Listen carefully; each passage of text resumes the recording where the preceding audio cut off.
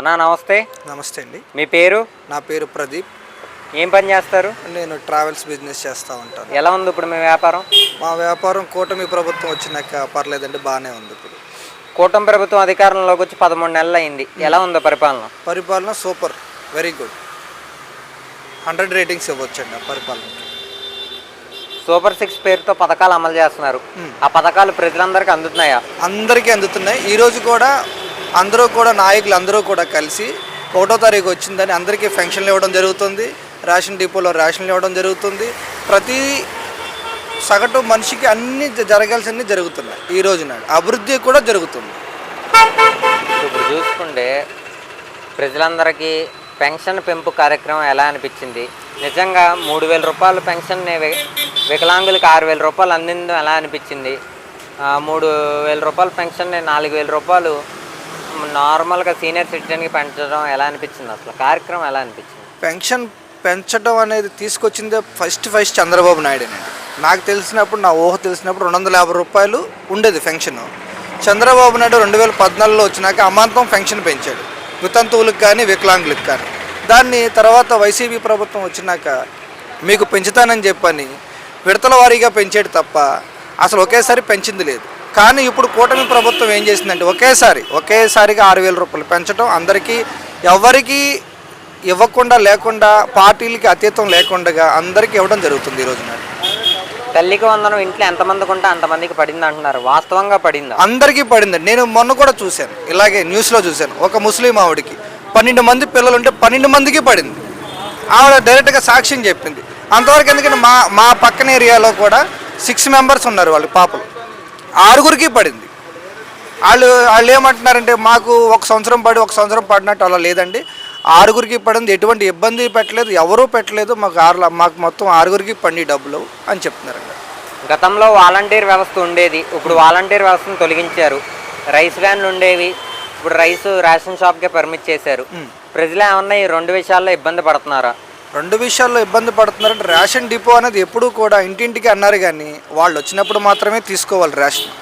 వాళ్ళు వచ్చి వెళ్ళిపోయినాక రేషన్ ఇవ్వలేదు మాకని అడిగితే నెక్స్ట్ మంత్ ఇస్తామని చెప్పని ఆ మంత్ది హోల్డ్లో పెట్టేసేవాళ్ళు.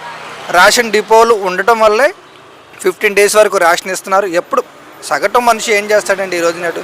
పొద్దున్న లేస్తే పని పాటాకి వెళ్ళొచ్చి వాడి ఖాళీ ఉన్న టైంలో రేషన్ తెచ్చుకుంటాడు. అలా అని చెప్పని మీరు అందరూ పనికి వెళ్ళే టైంలో వచ్చి రేషన్ ఇస్తారంటే ఎలాగా?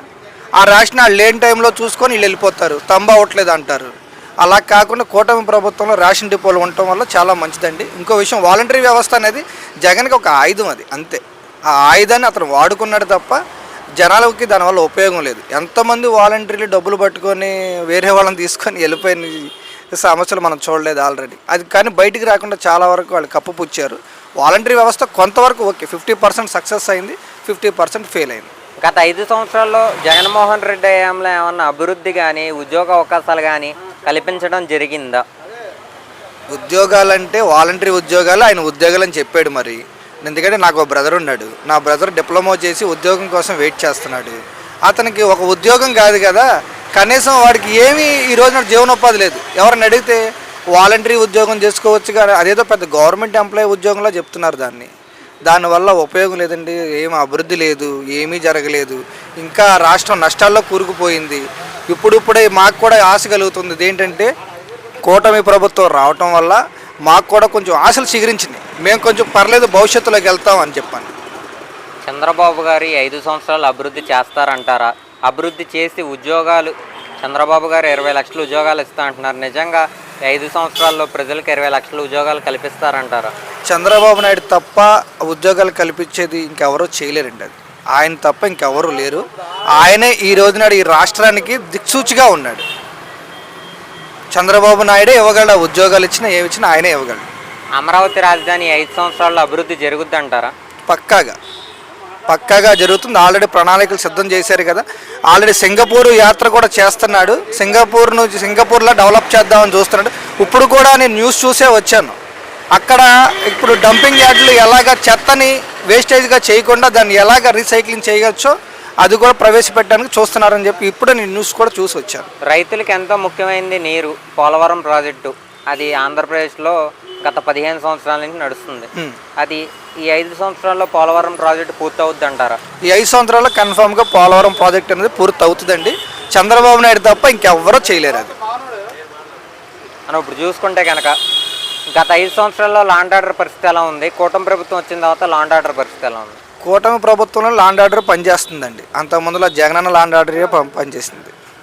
అంటే గత 5 సంవత్సరాలు గంజాయి రాజ్యం అని, బయటికి ఆడవాళ్ళు రావాలన్నా భయపడ్డారని వాస్తవాలు వినపడుతున్నాయి. నిజంగా గత 5 సంవత్సరాల్లో అంత రౌడీ రాజ్యం నడిచిందా? జరిగింది.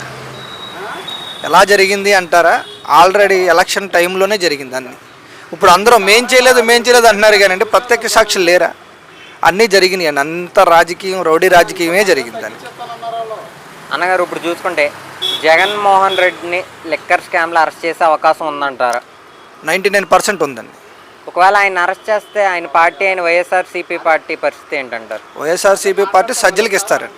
సజ్జలే హ్యాండ్ ఓవర్ చేసుకుంటాడు. ఎందుకంటే వాళ్ళ ఇంట్లో వాళ్ళు కూడా ఎవరో లేరు కాబట్టి సజ్జలకే ఇస్తాడు. అది సజ్జల గారే హ్యాండ్ ఓవర్ చేసుకొని ఆ పార్టీకి అధినాయకుడు అవుతాడు.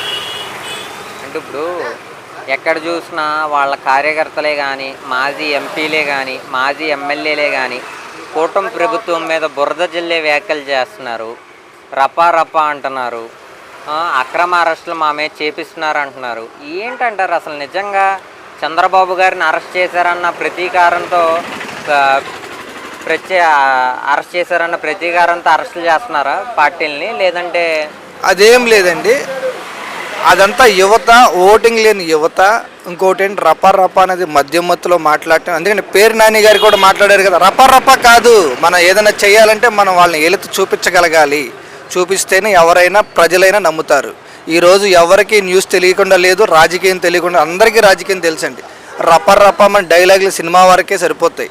ఆ రపా ఎవరిదండి? గొడ్డలతో నరికాడు కదా వాళ్ళ బాబాయిని, వాళ్ళ దగ్గర సాధ్యం అవుతుంది. కానీ టీడీపీ ప్రభుత్వం మీద కానీ, కూటమి ప్రభుత్వం మీద కానీ రపా అంటే నిన్ను చక్కామని చెక్కేస్తారు. మనం ఇప్పుడు చూసుకుంటే జగన్మోహన్ రెడ్డి కొత్తగా ఒక యాప్ ప్రవేశపెడతాం జరిగింది. వైసీపీ కార్యకర్తలందరూ అందులో నమోదయ్యి ఏ అయితే సమస్యలు ఉన్నాయో అందులో నమోదు చేసుకుంటే వారికి మనం న్యాయం చేస్తామంటూ జగన్మోహన్ రెడ్డి మాట్లాడటం జరిగింది. న్యాయం చేసేవాడైతే అందరికీ న్యాయం చేసేవాడు కదండి. ఈ రోజున ఎవరిని పట్టించుకోవట్లేదు కదా. ఎవరైనా అరెస్ట్ అయితే వాళ్ళ దగ్గరికి వెళ్ళట్లేదు. ఎవరైనా చచ్చిపోవాలి, వీళ్ళకి కారు కింద మనిషి నలిగిపోయి చచ్చిపోయినా మేము గొద్దలేదు, మేము చేయలేదని చెప్తున్నాడు. అంత ప్యూర్గా విజువల్స్ కనపడినా సరే మేము చేయలేదని చెప్తుంటే ఇంకా మనం దానికి ఏం చెప్తామండి? జగన్మోహన్ రెడ్డి గారు అంత రాక్షస పరిపాలన తప్ప న్యాయమైన పరిపాలన లేదు. రామరాజ్యం అన్నాడు కానీ రామరాజ్యం కాదు, రావణుడితో కూడా పోల్చకూడదండి. ఎందుకంటే రావణుడు కూడా ఒక రాజ్యానికి రాజే కాబట్టి అంతకన్నా ఇంకా నీచుడి కిందకైనా లెక్కేసుకోవాలి మనం. అనగారు ఇప్పుడు కూటమి ప్రభుత్వానికి 100కి ఎన్ని మార్కులు ఇస్తారు? 100కి 110 ఇవ్వచ్చండి కూటమి ప్రభుత్వానికి. Thank you. ఓకే.